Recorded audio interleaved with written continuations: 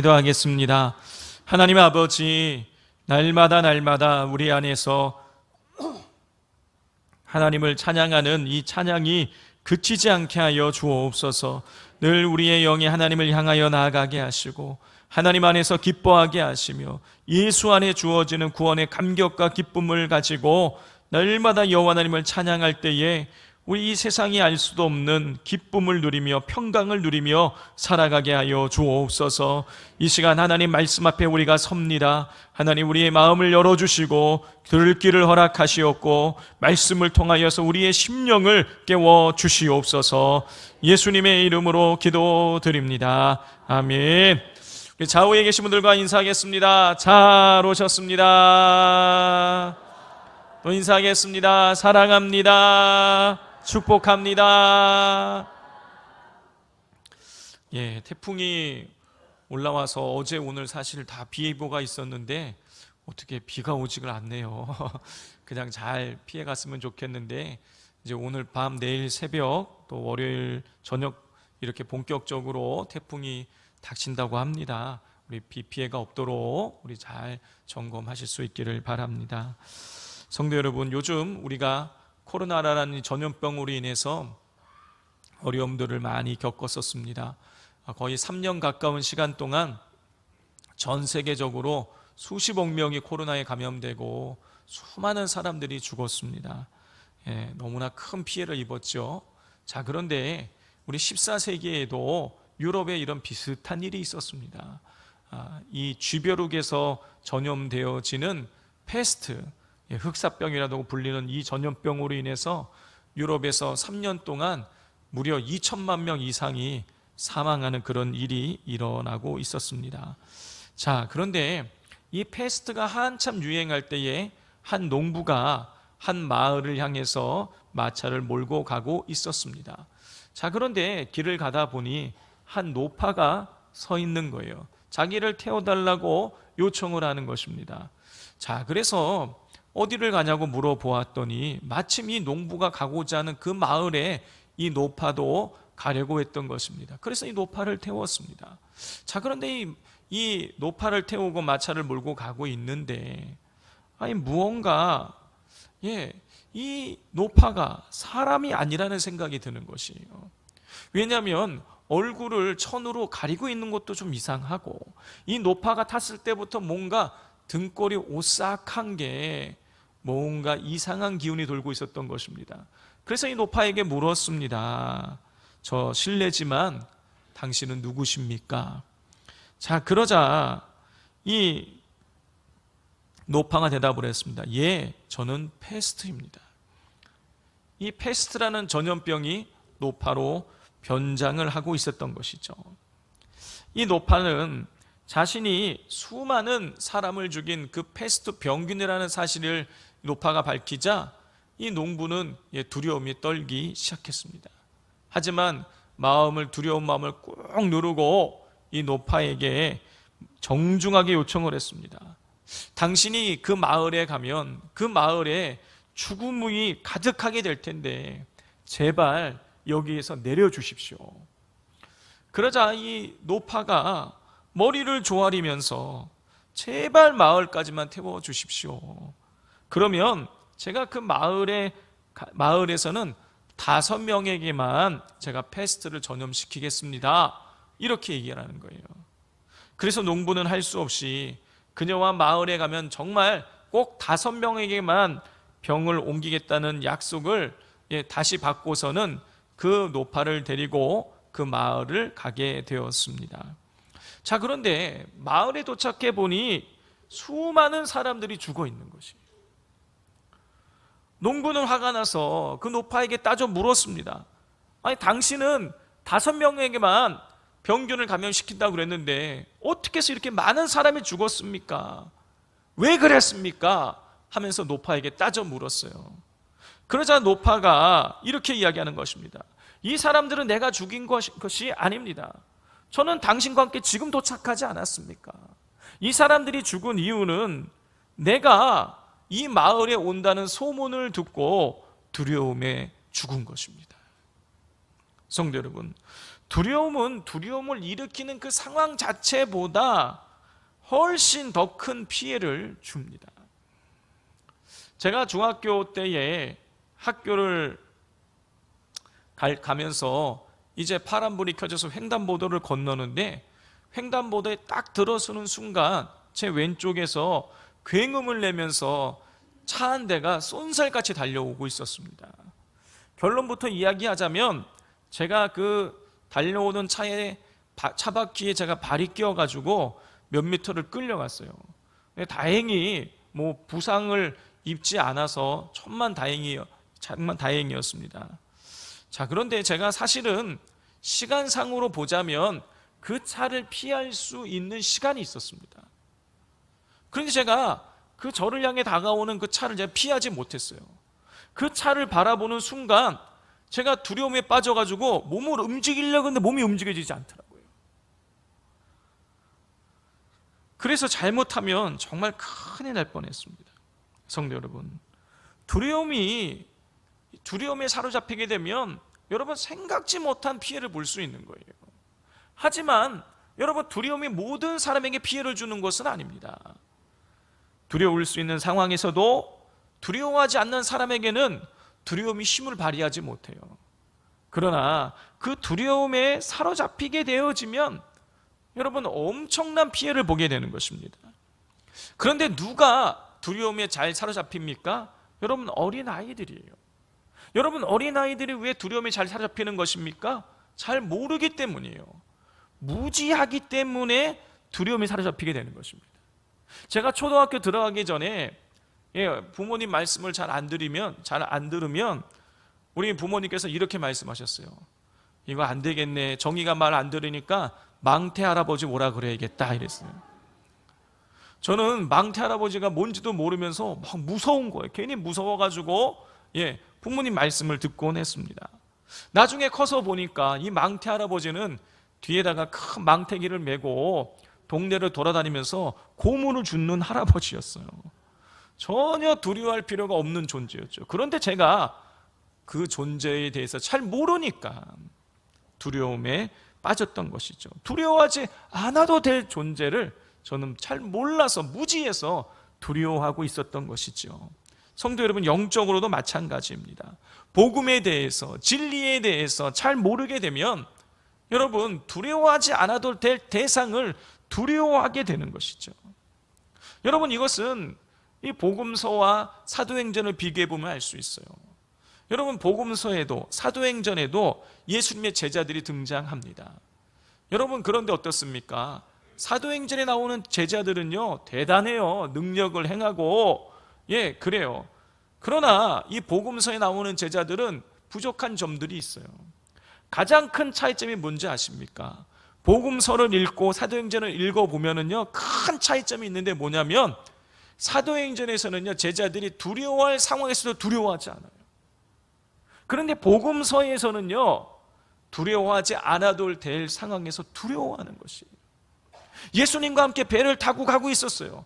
풍랑이 일자 두려워합니다. 왜 두려워하는 것입니까? 두려워할 필요가 없어요. 예수님이 다 잔잔케 버리시잖아요.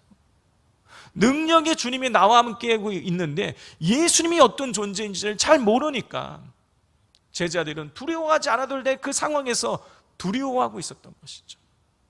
여러분, 잘 모르면, 복음에 대해서 모르면, 예수님에 대해서, 하나님에 대해서 모르면 여러분 두려워하지 않아도 될 상황에서 두려움에 빠지게 되는 것입니다.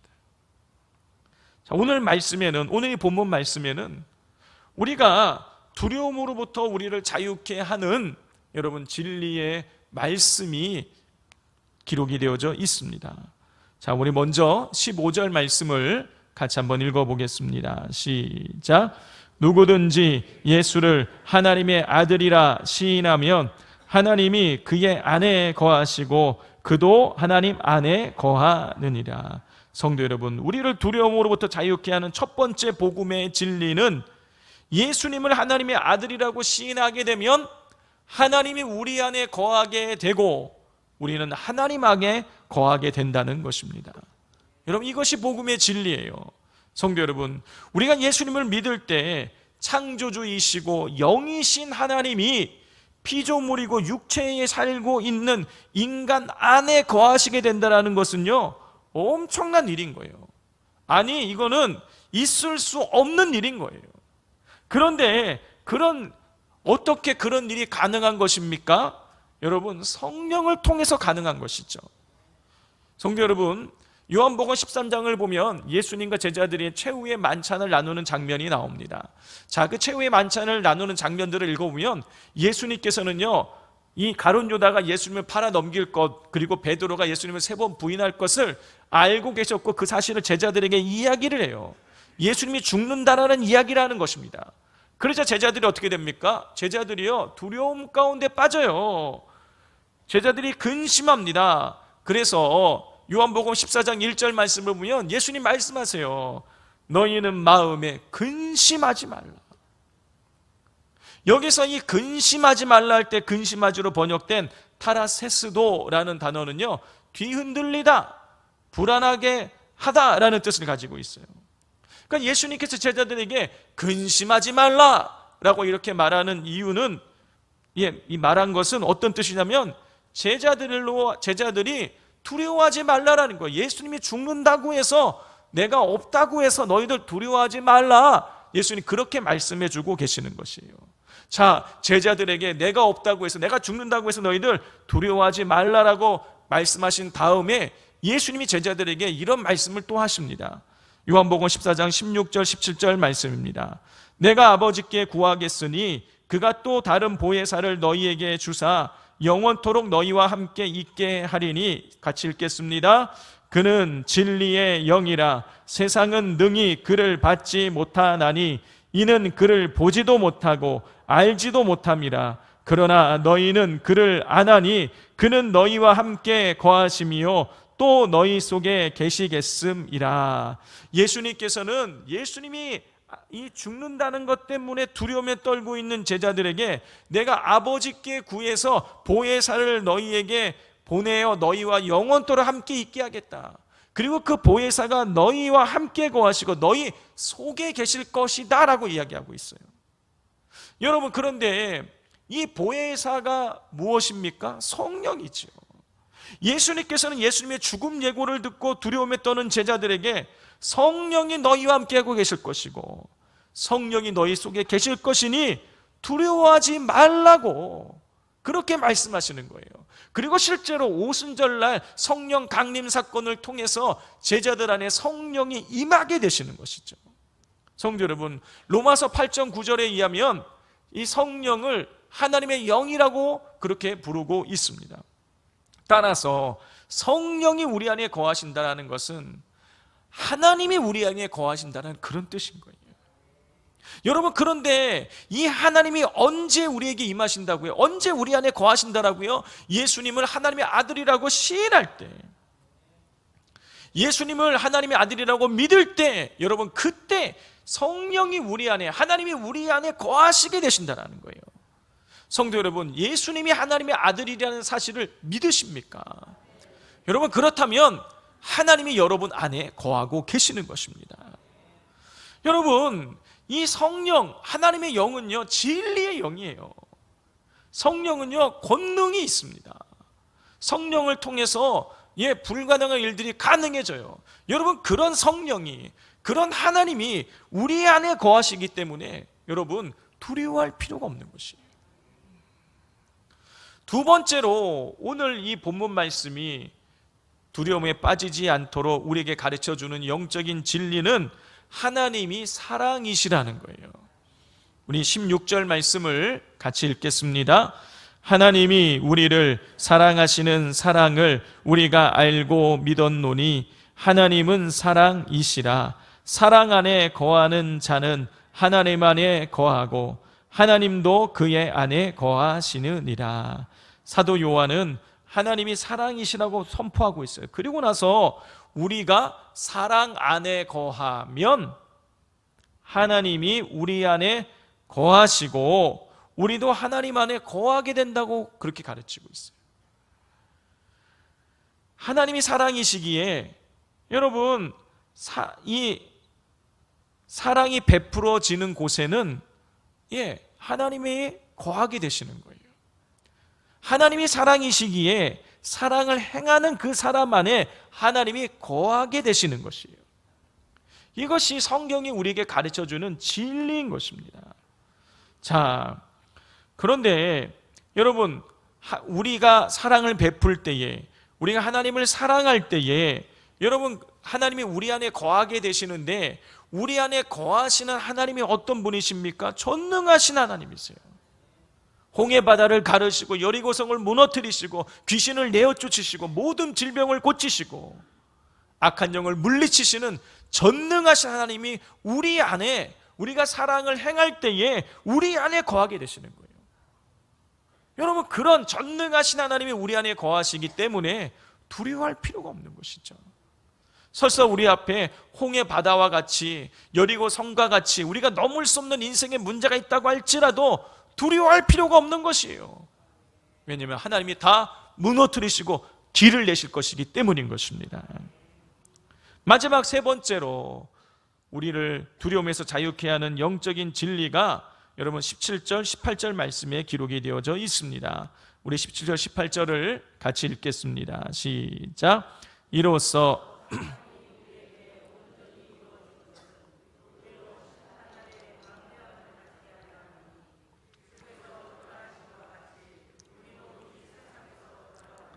사랑 안에 두려움이 없고 온전한 사랑이 두려움을 내쫓나니 두려움에는 형벌이 있습니다. 두려워하는 자는 사랑 안에서 온전히 이루지 못하였느니라. 세 번째로 사도 요한이 가르쳐주는 영적인 진리는 사랑이 우리에게 온전하게 이루어지게 되면 심판날에 담대함을 얻게 되고, 그리고 온전한 사랑이 두려움을 내쫓는다라는 것이에요. 자, 온전한 사랑이 우리에게 온전하게 이루어지게 되면 심판날에 담대함을 얻고 두려움을 내쫓는다고 했는데, 여러분, 여기서 이 온전한 사랑은 두 가지 의미가 있어요. 첫 번째는 우리가 마음과 뜻과 정성을 다하여서 하나님을 사랑하고 내 이웃을 내 몸과 같이 사랑하는 것, 하나님 말씀대로 순종하면서 사랑하는 것, 그것이 온전한 사랑인 거예요. 두 번째는 우리를 향하신 하나님의 절대적인 사랑, 그게 온전한 사랑인 것이에요. 성도 여러분, 16절에서 사도 요한은 하나님이 사랑이라고 했습니다. 따라서 온전한 사랑이란 우리를 향하신 하나님의 절대적인 사랑을 의미하는 것이에요. 성도 여러분, 하나님은 우리를요 절대적이고도 일방적으로 사랑하셨어요. 여러분, 그 사랑이 무엇입니까? 십자가예요. 하나님께서 인류의 모든 죄를 짊어지시고 예수님께서 십자가에 달려 죽게 하심으로 지옥에 갈 수밖에 없는 우리가 죽지 않고 영생을 얻고 하나님의 자녀가 되고 천국 백성이 된 것이에요. 죄로부터 자유하게 되셔서 구원에 이르게 된 것입니다. 하나님이 우리를 향한 절대적인 사랑의 결론이 무엇입니까? 구원인 거예요. 구원. 하나님의 온전한 사랑이 우리에게 이루어지게 되면, 하나님의 온전한 사랑을 우리가 받아들이게 되어지면, 여러분, 우리에게 구원이 이루어지게 되는 것이에요.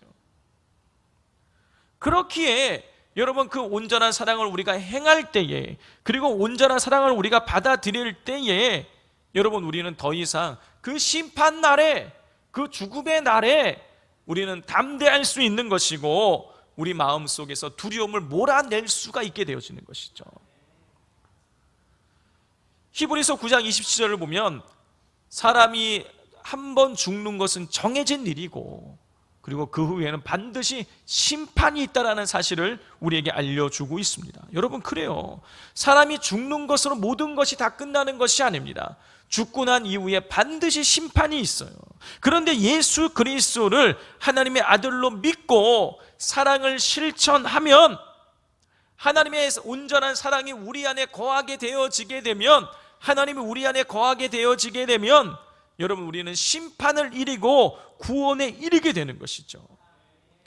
여러분, 그렇기에 우리가 두려워할 필요가 없는 것입니다.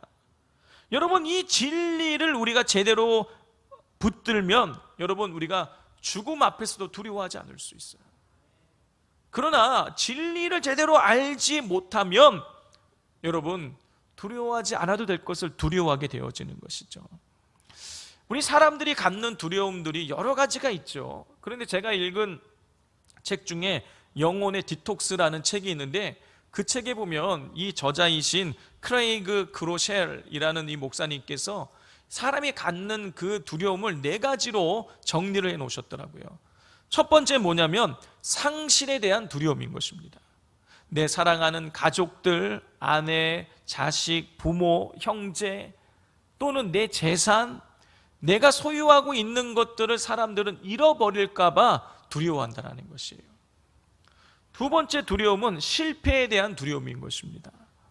여러분, 그렇지 않습니까? 뭘 잘못할까 봐, 잘하지 못할까 봐, 실패할까 봐 여러분, 우리는 두려워해요. 세 번째 두려움은 거절에 대한 두려움인 것입니다. 사람들이 이게 거부당할까 봐, 사람들이 날 좋아하지 않을까 봐, 사람들에게 받아들여지지 못할까 봐 여러분, 우리는 그 거절에 대한 두려움을 갖게 되는 것이에요. 마지막 4번째는 미지의 것에 대한 두려움이라는 것이에요. 우리는 저 앞에 뭐가 있는지, 내 앞에 무슨 일이 일어날지 그렇게 막연할 때 여러분, 그때 우리는 두려워한다는 것이죠. 여러분, 상실에 대한 두려움, 실패에 대한 두려움, 거절에 대한 두려움, 미지의 것에 대한 두려움, 우리 인간들이 공통적으로 가지고 있는 두려움이 분명합니다. 그런데요, 이 4가지 두려움보다 더 근원적인 두려움이 우리 인간에게 있어요. 그것이 무엇입니까? 죽음에 대한 두려움이에요. 여러분, 사람들은 죽음을 두려워합니다. 이 죽음이, 여러분, 이 죽음에 대한 두려움으로부터 자유할 수 있다면 여러분, 인생이 행복할 수 있어요. 그런데 여러분, 사람들은 죽음을 두려워한다는 것이에요. 여러분, 암을 왜 무서워하는 것입니까? 암 자체의 질병이 무서운 것이 아니라 암 때문에 죽을까 봐 여러분, 암을 무서워하고 암을 두려워하는 것이에요. 죽음에 대한 두려움이 누구에게나 다 있습니다. 여러분, 왜 죽음을 우리는 두려워하는 것입니까? 여러분, 죽음을 두려워하는 이유는 우리가 가지고 있는 모든 것이 죽음 앞에서 무력하기 때문인 것이에요. 여러분, 예를 들어서 어디 다치면 병원 가면 돼요.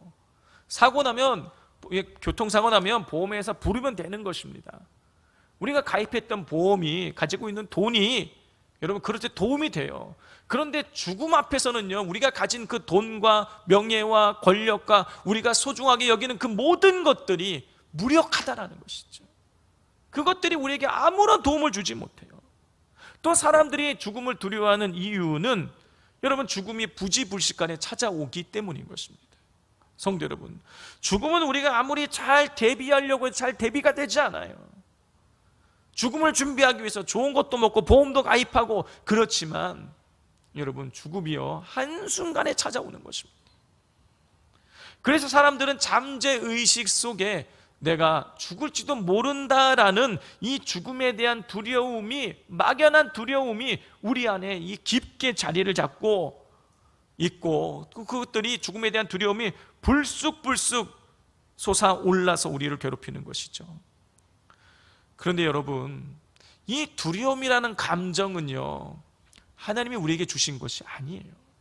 처음부터 인간이 이 두려움을 느낀 것이 아니라는 것입니다. 인간이 최초로 두려움을 느끼게 됐던 것은 사탄에게 속아 죄를 짓고 난 이후였어요. 창세기 3장 10절입니다. 이르되 내가 동산에서 하나님의 소리를 듣고 내가 벗었으므로 두려워하여 숨었나이다. 인간이 창조되고 난 이후 창세기 3장 9절까지의 말씀을 읽어보면 사람이 두려워했다는 내용이 하나도 나오지 않아요. 아담은요, 여러분, 자기가 벗었으므로 지금 두려워하고 있다고 얘기를 하고 있지만 이 죄를 짓기 전에는요, 벗었다고 해서 두려워하지 않았어요. 그런데 죄를 짓고 나니까, 사탄에게 속아서 선악과를 따먹는 죄를 짓고 나니까 그때부터 두려움을 느끼기 시작한 거예요. 여러분, 두려움은 하나님이 주신 것이 아니라 사탄이 우리에게 불어넣은 것입니다. 그렇기에 성경은 이렇게 증언합니다. 디모데후서 1장 7절입니다. 하나님이 우리에게 주신 것은 두려워하는 마음이 아니요 오직 능력과 사랑과 절제하는 마음이니. 두려움은 하나님이 주신 것이 아닙니다. 하나님이 우리에게 주시는 것은 능력과 사랑과 절제하는 마음이에요. 우리가 사탄이 주는 두려움에서 벗어나 하나님이 주시는 능력과 사랑과 절제하는 마음을 얻기 위해서는요, 영적인 진리를 붙들어야 되는 것이에요. 진리 안에 우리가 자유할 수 있는 것입니다.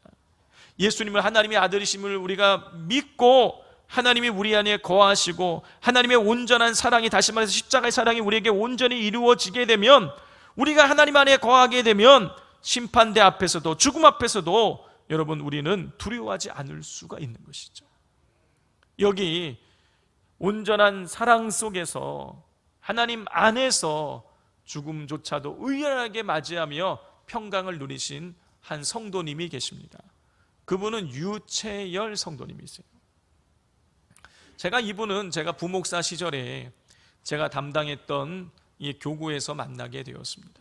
어느 날 제가 담당하는 교구의 한 권사님께서 오셔서, 목사님, 제가 전도하고 싶은 분이 있는데 같이 가서 좀 전도 좀 해주셨으면 좋겠어요 해서 제가 처음으로 이 유채열 성도님 집에 가서 이분을 만나게 되었습니다. 가서 보았는데 키가 자그만하신 분이셨는데 온몸이 깡 말라 계시는 거예요. 왜 이렇게 마르셨냐고 여쭤보았더니 암에 걸리셨다는 것이에요. 저는 그분에게 처음 만난 그때에 복음을 제시했습니다. 인간이 죽을 수밖에 없는 존재였는데, 인간이 죄로 인하여서 죽을 수밖에 없는 존재였는데 하나님께서 예수 그리스도를 인류의 죄를 짊어지시고 십자가에 달려 죽게 하심으로 우리가 다 죄사함을 얻게 되었다. 그 예수 그리스도를 믿을 때에 우리는 영원한 생명을 얻을 수 있게 된다, 구원받을 수 있게 된다 라고 복음을 전하자 유채열 성도님께서 예수님을 영접하겠노라고 하셔서 같이 영접 기도를 하고 이분이 예수님 믿게 되었습니다. 그리고 그 주간 돌아오는 주일부터 교회를 나오기 시작하셨어요. 그런데 교회를 몇 번 나오지 못하셨습니다. 왜냐하면 암이 급속도로 퍼지면서 몸이 쇠약해지셨기 때문이에요. 자, 그래서 제가 시간이 나는 대로 이 성도님 집에 가서 예배를 드리게 되었습니다. 유채 성도님께 제가 신방 가서 전해지는 그 말씀을 이 바싹 말라있는 스펀지가 물을 빨아들이듯이 그렇게 하나님 말씀을 잘 받아들이셨어요. 자, 어느 날 이 유채 성도님의 아내분에게 연락이 왔습니다. 우리 성도님이 몸이 매우 좋지 않으시다라는 거예요. 그래서 제가 집에 갔습니다. 집에 갔더니 유채 성도님께서 이불을 이만큼 쌓아 놓으시고 그 옆에 이렇게 비스듬히 이렇게 기대어 계셨어요. 그래서 왜 편히 눕지 않으시고 기대어 계시냐고 했더니 제가 이렇게 질문하면서 성도님을 봤더니요, 온 몸에 뭐 앞이고 등이고 옆이고 다리고 할 것 없이 이 머리를 제외한 모든 부위마다 밤알 만한 크기의 것들이 뿔쑥뿔쑥 튀어나와 있는 거예요. 그래서 이거 왜 그러시냐고 그랬더니 암덩어리라는 거예요. 수십 개의 암덩어리가 온몸을 다 뒤덮고 있었던 것입니다. 제가 그분에게 그래서 이제 예배 드리시자고 말씀을 드렸더니 며칠 때 너무 아파가지고 이게 암덩어리들이 막 온몸에 있으니까 누울 수가 없는 거예요. 그래서 그냥 이불 펴놓고 이렇게 비스듬하게 이렇게 기대가지고 그렇게 며칠을 보내서 잠도 못 자고 제대로 먹지 못해서 완전히 기력이 쇠해 있는 그런 상태신데 제가 예배를 드리자 그러니까 이분께서 아주 힘들게 몸을 일으키시는 거예요. 그리고는 그 자리에 무릎을 꿇으셨습니다. 제가 편안히 계셔도 돼요. 성도님 편하게 그냥 그렇게 기대어 계세요. 그랬더니 이 성도님께서 하시는 말씀이, 제가 살아계신 하나님을 예배하는데 어떻게 기대어 있을 수 있습니까? 그러시면서 무릎을 꿇고 예배가 마칠 때까지 그렇게 무릎을 꿇고 예배를 드리셨어요. 그리고 그렇게 그날 예배를 드리고 나서 하루 이틀인가 지나고 난 다음에 다시 연락이 왔습니다. 이 성도님이 임종하실 것 같다는 거예요. 그래서 제가 밤 11시에 급하게 병원을 찾아갔습니다. 병원에 가서 보았더니 우리 성도님께서 숨을 헐떡이고 계셨어요. 그때 저는 마지막 예배를 드렸습니다. 예배를 드리면서 시편 23편 말씀을 제가 읽어 드렸어요. 여호와는 나의 목자시니 내게 부족함이 없으리로다. 그가 나를 푸른 풀밭에 누이시며 쉴만한 물가로 인도하시는도다. 내 영혼을 소생시키시고 자기 이름을 위하여 의의 길로 인도하시는도다. 내가 사망의 음침한 골짜기로 다닐지라도 해를 두려워하지 않을 것은 주께서 나와 함께 하심이라. 주의 지팡이와 막대기가 나를 안위하시나이다. 주께서 내 원수의 목전에서 내게 상을 베푸시고 창을 차려주시고 기름을 내 머리에 부으셨으니 내 잔이 넘치나이다. 내 평생의 선하심과 인자하심이 반드시 나를 따르리니 내가 여호와의 집에 영원히 살리로다. 숨을 헐떡이는 우리 성도님께 여호와 하나님께서 우리 성도님의 목자가 되시고 그 목자 되신 하나님을 믿으면 여호와 하나님의 집에 영원히 살게 됩니다. 사망의 음침한 골짜기를 다닐지라도 해를 받지 않게 됩니다. 그렇게 말씀을 전해드렸더니 성도님께서 아멘 하셨어요. 그런데 그 마지막 그 순간에 임종하시기 직전에 우리 성도님의 모습 속에는요, 죽음에 대한 두려움이 전혀 없었습니다. 왜냐하면 알았기 때문이요. 뭘 알았기 때문입니까? 하나님을 믿는 자, 예수 그리스도를 믿는 자들이 영원한 천국으로 간다는 사실을 알았기 때문이에요. 그 진리의 복음의 진리를 알았기에 성도님께서는 죽음 앞에서도 두려워하지 않고 하나님 주시는 평강을 누릴 수 있으셨던 것입니다. 성도 여러분, 복음의 진리를 아는 자, 예수 그리스도를 믿는 자들에게 하나님의 자녀가 되고 예수 그리스도를 믿을 때에 하나님이 우리 안에 거하게 되고 우리가 하나님 안에 거하게 되고 하나님의 사랑을 우리가 온전히 받아들일 때에 우리가 영원한 생명을 얻게 된다는 이 복음의 진리를 우리가 바로 깨닫고 우리가 믿게 될 때에 우리는 모든 두려움으로부터 우리는 자유할 수 있게 되어지는 것입니다. 오늘 본문이 주는 이 영적인 복음의 진리를 마음에 붙드심으로 우리 성도님들께서 날마다 두려움을 이겨내시고 주님 주시는 평강을 누리게 되시기를 주님의 이름으로 축복을 드립니다. 기도하겠습니다. 누구든지 예수를 하나님의 아들이라 시인하면 하나님이 그의 안에 거하시고 그도 하나님 안에 거하느니라. 하나님이 우리를 사랑하시는 사랑을 우리가 알고 믿었노니 하나님은 사랑이시라. 사랑 안에 거하는 자는 하나님 안에 거하고 하나님도 그의 안에 거하시느니라. 하나님 아버지, 예수 그리스도를 믿는 자들에게 영원한 생명을 주시고 하나님의 자녀됨의 권세를 주시고 하나님이 우리 안에 거하게 되신다는 이 복음의 진리를 우리로 하여금 붙들게 하여 주옵소서. 진리 안에서 자유하게 도와주시고 진리 안에서 평강을 누리게 도와주옵소서. 예수님의 이름으로 기도드립니다. 아멘.